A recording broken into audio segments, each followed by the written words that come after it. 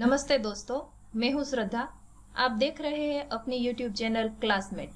सरकार श्री के माध्यम से घरे सीखिए नामक जो पुस्तिका आ रही है, उसमें हम आज कक्षा 8 हिंदी के बारे में बात करेंगे।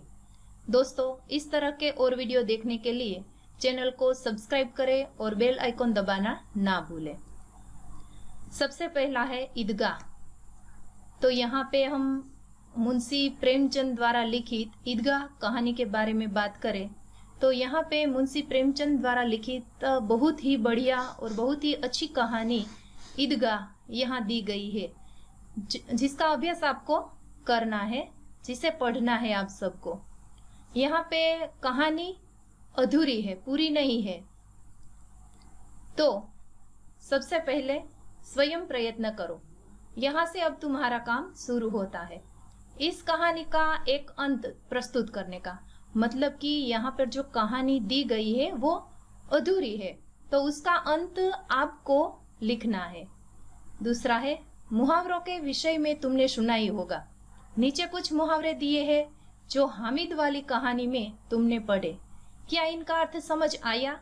इनका अर्थ लिखो तथा इन्हें वाक्य में प्रयोग करो। तो इसमें पहला है आंखें बदल लेना। तो यहाँ पर इस मुहावरे का आपको अर्थ लिखना है और उसके बाद वाक्य में प्रयोग करना होगा।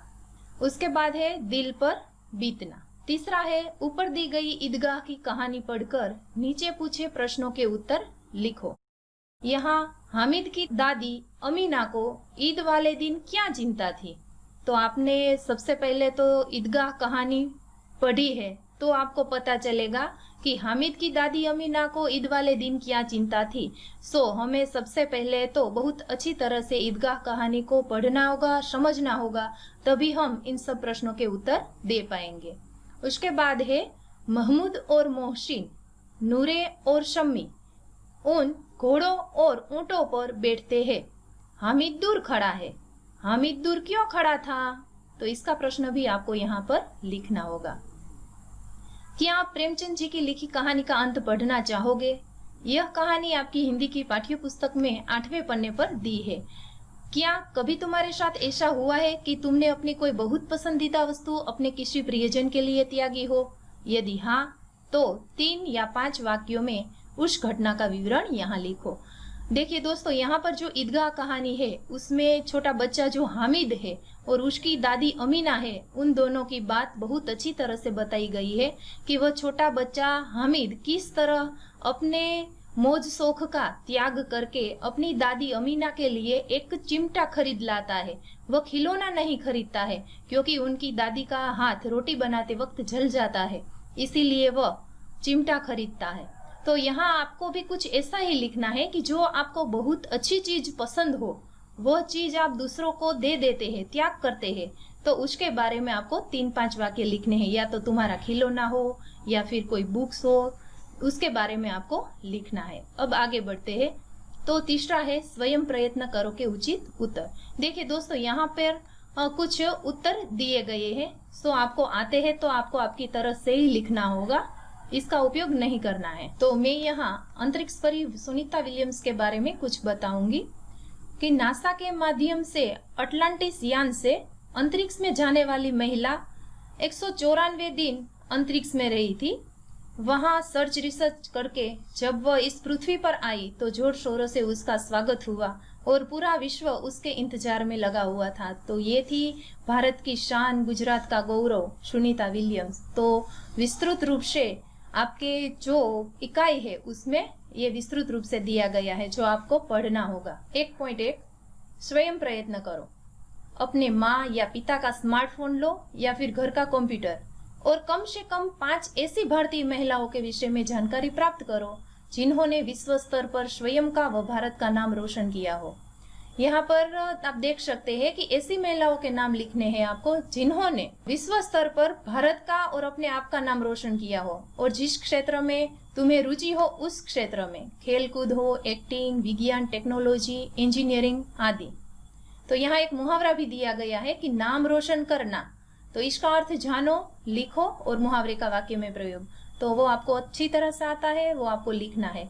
देखिए यहाँ पर मैंने कुछ तस्वीरें लगाई हुई है जो खेल कूद में आगे है ऐसी हमारी महिलाएं, तो उसमें मेरी कॉम है, साइना नेहवाल है, सानिया मिर्जा, आप देख सकते हैं। उसके बाद एक्टिंग में देखें तो इन सब का परिचय देने की मुझे आवश्यकता नहीं है, क्योंकि आप बहुत अच्छी तरह से इन सबको जानते ही है। उसके बाद हम बात करें विज्ञान टेक्नोलॉजी, मिशन मंगल, उसमें इसरो में जो वैज्ञानिक है वो है रितु करिधाल, आप देख सकते हैं इन्हें, ये रितु करिधाल है, इनका योगदान बहुत बढ़िया है। उसके बाद ये कल्पना चावला, और यहाँ पे हर एक विषय में जो मास्टर है ऐसी महिलाओं के नाम और तस्वीरें मैंने यहाँ पर रखी है, इसे आप सर्च रिसर्च करके इन सब के बारे में जान सकते हैं। अब इसे देखिए, ये है शकुंतला देवी, जिसे हम ह्यूमन कंप्यूटर भी कहते हैं। ये बहुत अच्छी तरीके से गिनती करती है और कंप्यूटर से भी तेज है। अब हमें पता ही है कि एक अच्छी मूवी भी बनी है इसके ऊपर, और इसके रोल पे है विद्या बालन, तो ये मूवी भी बहुत बढ़िया है, देखने जैसी है। अब आगे लिंग की पहचान के नियम और लिंग परिवर्तन के नियम। देखिए यहाँ पे एक वाक्य है, महिलाएं नाम रोशन करती है, पुरुष नाम रोशन करते हैं। तो यहाँ पर हम देख सकते हैं कि महिलाएं नाम रोशन करती है, ये स्त्रीलिंग वाक्य है, और पुरुष नाम रोशन करते हैं, ये एक पुल्लिंग वाक्य है। तो हमें ये प्रश्न होता है कि पुल्लिंग और स्त्रीलिंग, तो यहाँ पर अच्छी तरह से बताया गया है कि जिससे विकारी शब्द की पुरुष जाति का बोध होता है उसे पुल्लिंग कहते हैं, जैसे मेरा, भाई, रमेश, अध्यापक। अब स्त्रीलिंग, जिससे विकारी शब्द के स्त्री जाति का बोध होता है उसे स्त्रीलिंग कहते हैं, जैसे मेरी, बहन, अध्यापिका आदि।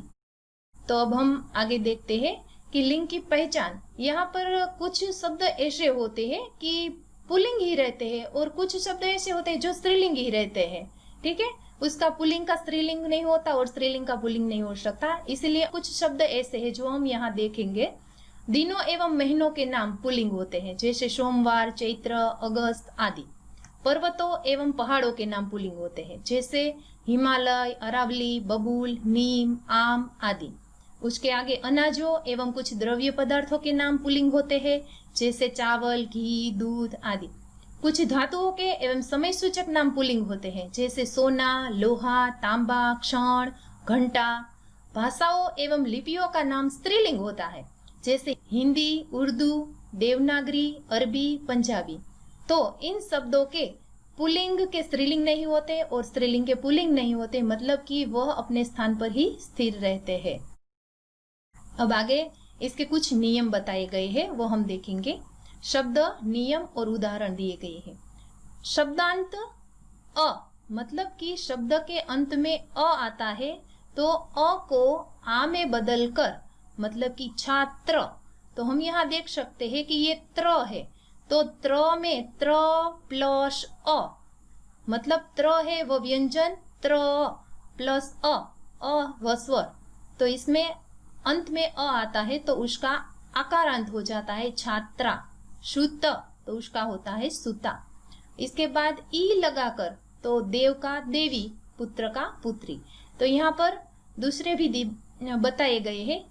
आ को ई में बदलकर नाना का नानी होता है, ईया में बदलकर बुढ़ा का बुढ़िया होता है। अब शब्दांत ई होता तो इनी लगाकर हाथी का हथीनी, ता का त्री लगाकर नेता का नेत्री, इन का माली का मालिन, आइन में चौधरी का चौधराइन। शब्दांत वान होता है तो वान का वती लगाकर गुणवान, तो उसका गुणवती, और मान का होता है मति, मतलब श्रीमान का श्रीमती। तो यहाँ हम देख सकते हैं कि लिंग परिवर्तन कैसे किया जाता है। 2.3 स्वयं करो लिंग परिवर्तन करें। यहाँ पे आपको बताया गया है उसका लिंग परिवर्तन करना है। साधु, तो उसका क्या होता है साध्वी, युवक का युवती, तो आपको अपने तरीके से यहाँ पर लिखना होगा। 2.4 स्वयं प्रयत्न करें। अब प्रश्न के उत्तर आपको देने होंगे। सुनीता विलियम्स को पूरे विश्व की बेटी क्यों कहा गया है? आप अच्छी तरह से इस प्रश्न का उत्तर यहाँ पे लिख पाएंगे, क्योंकि आपने बहुत अच्छी तरीके से ये पूरा का पूरा सुनीता विलियम्स के बारे में पढ़ा होगा, तो आप अच्छी तरह से लिख पाएंगे। दूसरा है, महिलाएं विभिन्न क्षेत्रों में देश का नाम रोशन कर रही है, तुम्हारा इस विषय में क्या मत है? तो तो यहाँ आपको महिलाओं के बारे में लिखना होगा कि किस तरह वह अपने देश का नाम और अपना नाम रोशन कर रही है। उसके बाद है तुम बड़े होकर क्या बनना चाहते हो और क्यों। तो देखिए यहाँ पर आपको अपने बारे में लिखना है कि आप डॉक्टर बनना चाहते हैं, शिक्षक बनना चाहते हैं, इंजीनियर बनना चाहते हैं, अंतरिक्ष में जाना चाहते हैं, सैनिक बनना चाहते हैं, जो भी आपका विचार हो वहाँ ये आपको यहाँ पर लिखना है। अब आगे तीसरा है उठो धरा के अमर सपूतो। संज्ञा की समझ।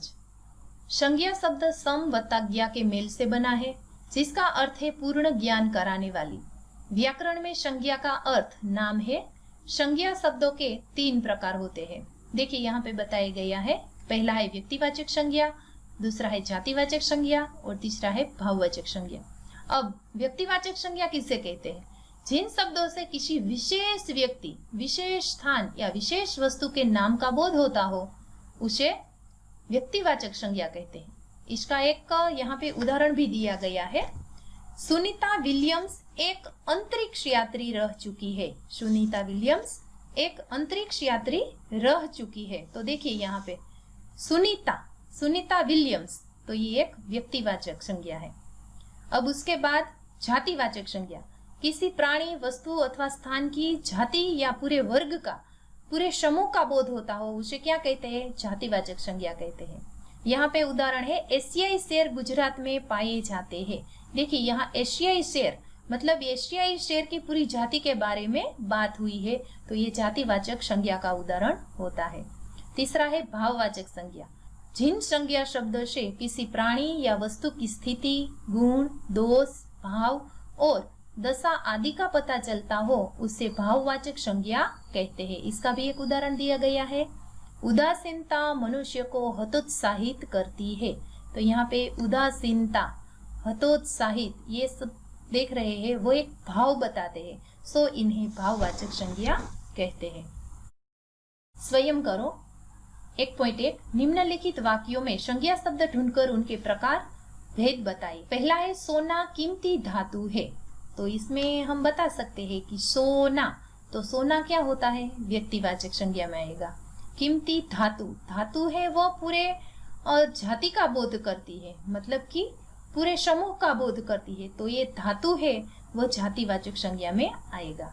उसके बाद गंगा बारहमासी नदी है, तो ये गंगा व्यक्तिवाचक संज्ञा है और ये नदी पूरी जाति का बोध करती है, सो नदी है वो जातिवाचक संज्ञा में आएगी। इसके बाद तीसरा है रमेश दौड़ रहा है और चौथा है बच्चा ऊंची आवाज से डर गया। तो ये आपको अपने तरीके से लिखना होगा। अब दूसरा है एक वचन बहुवचन। जयेश ने कीर्ति को साड़ी दी। जयेश ने कीर्ति को साड़ियां दी।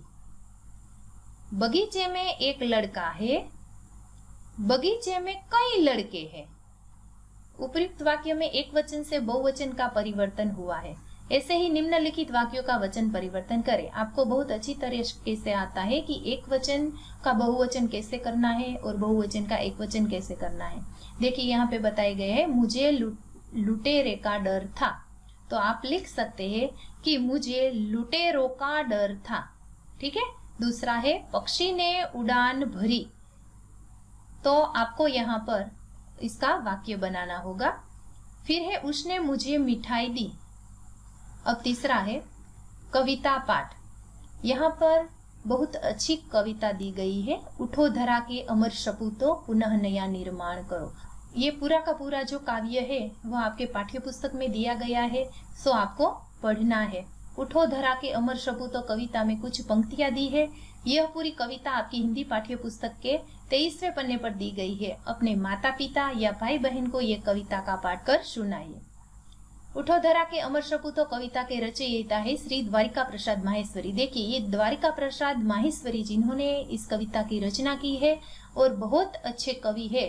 तो आपको द्वारिका प्रसाद माहेश्वरी के बारे में भी रिसर्च करके इन्हें पढ़ना है और देखना है। જો તમને આ વિડિયો ગમ્યો હોય તો તેને લાઈક કરો અને તમારા બીજા મિત્રો સુધી પહોંચાડો।